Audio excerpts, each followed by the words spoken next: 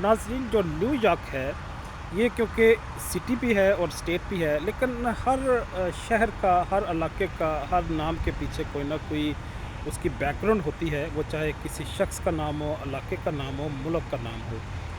तो न्यूयॉर्क की भी कोई ना कोई निस्बत होनी चाहिए, इसका भी कोई ना कोई बैकग्राउंड होनी चाहिए। हाँ, ये ड्यूक ऑफ यॉर्क थे, जो जो यूके के किंग थे, और उनकी निस्बत से उन्होंने क्योंकि काफ़ी एक कंट्रीब्यूशन की, वो चाहे फ़ौजी एतबार से हो या इन इन इनकी इंजीनियरिंग और टेक्नोलॉजी में इंफ्रास्ट्रक्चर एस्टेब्लिश करने में, रोड्स बनाने में, पुल बनाने में, और इनके जो गवर्नमेंट सिस्टम है उनको एस्टेब्लिश करने में ड्यूक ऑफ यॉर्क का एक अच्छा खासा रोल था।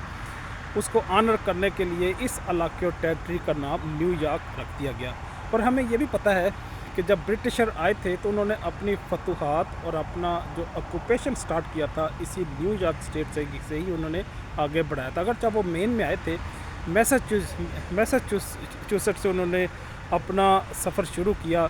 जो नॉर्वे या डेनमार्क के लोग थे वो न्यू फिनलैंड, कनाडा से होते हुए डाउन की तरफ आए, साउथ की तरफ।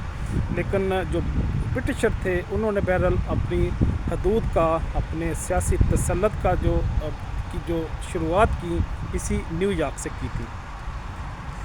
तो ये इसकी नाम का पस मंज़र है, बैकग्राउंड है।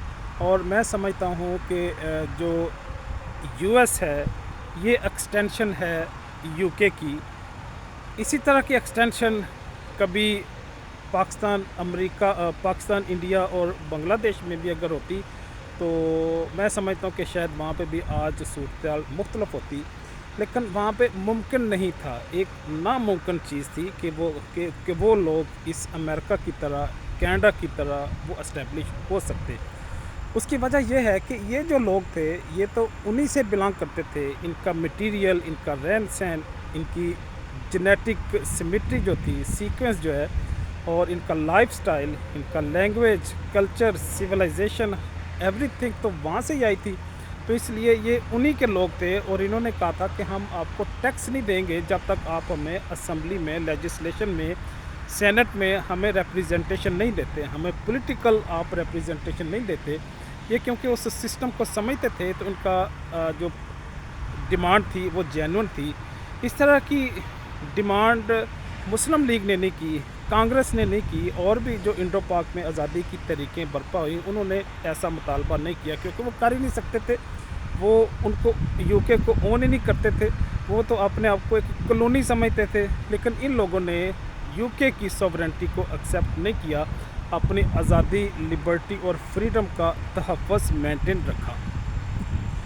जब उन्हें रिप्रेजेंटेशन नहीं मिली तो उन्होंने ग्रेजुअली 1776 में एक आज़ाद यूनाइटेड स्टेट ऑफ अमेरिका की बुनियाद रखी।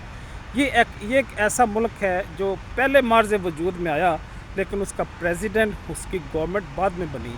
मेरा कहने का मतलब यह है कि इस यूएसए का, यूनाइटेड स्टेट्स ऑफ अमेरिका का कॉन्स्टिट्यूशन पहले बना, लेकिन इसकी जो गवर्नमेंट थी, इसका जो प्रेसिडेंट था, इनकी पार्लियामेंट, वो बाद में बनी। गोया द डिक्लेरेशन ऑफ फ्रीडम जो थी, डिक्लेरेशन ऑफ लिबर्टी, वो 1775 से 76 तक पाया, तकमील तक पहुंच गया।